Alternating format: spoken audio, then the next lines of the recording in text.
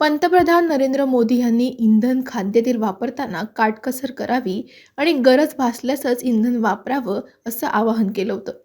मात्र पंतप्रधानांच्या या आवाहनाला भारतीय जनता पक्षानेच हरताळ फासल्याचं समोर आलंय. नांदेडमध्ये पंडित दीनदयाल उपाध्याय 2 दिवसीय महानगर प्रशिक्षण अभियान घेण्यात आलं. हा प्रशिक्षण अभियान कार्यक्रम अत्यंत महागड्या वातानुकूलित हॉलमध्ये घेण्यात आला. तसंच कार्यकर्त्यांसाठी जेवणाची शाही मेजवानीही देण्यात आली होती.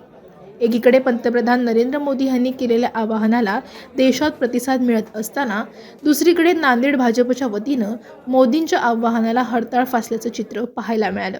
यावर भाजप महिला आघाडीच्या प्रदेशाध्यक्ष चित्रा वाघ यांना विचारलं असता त्यांनी भाजप महानगराध्यक्ष अमर राजूरकर याविषयी सांगू शकतील असं म्हणत कार्यक्रम स्थळावरून काढता पाय घेतला.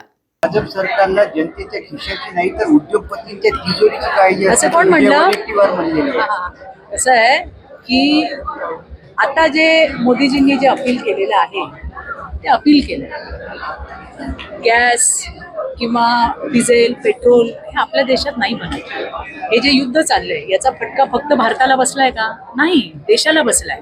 आजही आपण आपल्या वाहनातून येतोय जातोय, घरी स्वयंपाक करतोय, आपल्यावरती कुठली बंदी नाहीये. इतर देशांमध्ये शाळा बंद केल्या, उद्योगधंद्यांवरती त्या ठिकाणी नियंत्रण आणलंय. आज आपण व्यवस्थित आहोत आणि हे कशामुळे शक्य आहे? हे मोदीजींच्या नीतीमुळे शक्य आहे. आज तर फक्त सांगितलंय आपल्याला की तुम्ही बचत करा. संभाव्य जे धोके आहेत ते टाळण्यासाठी, आपलं जीवन सुरळीत चालण्यासाठी आज राष्ट्राला आपली गरज आहे आणि त्याच्यासाठी सगळ्यांनी सहभागी व्हावं ही मोदीजींनी भूमिका मांडली. विजय वडेट्टीवार असतील किंवा नाना पटोले असतील हे हेतू पुरस्सर विसरून गेले की 1963 साली 1963ला गोल्ड कंट्रोल ऍक्ट आणला होता. कोणी आणला होता? काँग्रेसने आणला होता.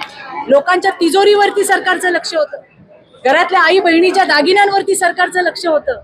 मोदीजींनी तर फक्त अपील केलंय कमी खरेदी करा. कशासाठी? या राष्ट्रहितासाठी, देशाच्या हितासाठी. आणि हे कोण काय बोलतायत मुठभर लोक याला महत्व नाहीये. आज सरकार सोबत, मोदीजींसोबत संपूर्ण देश उभा आहे हे आज आपण पाहतोय. तुमचा योजना सुरू आहे, सभागृह जर बघितला गेला त्याचा खर्च भरपूर होतो. अन्नाचं जर जेवणाचा खर्च बघितला नाही, मला मी अजून जेवले नाहीये, मला प्रचंड भूक लागली आहे. याच्याबद्दल तुम्हाला अमर राजूरकर जे इथले आयोजक आहेत, जिल्ह्याचे अध्यक्ष आहेत, ते तुम्हाला जास्त सविस्तरपणे सांगतील. धन्यवाद. जय हिंद, जय महाराष्ट्र, भारत माता की जय.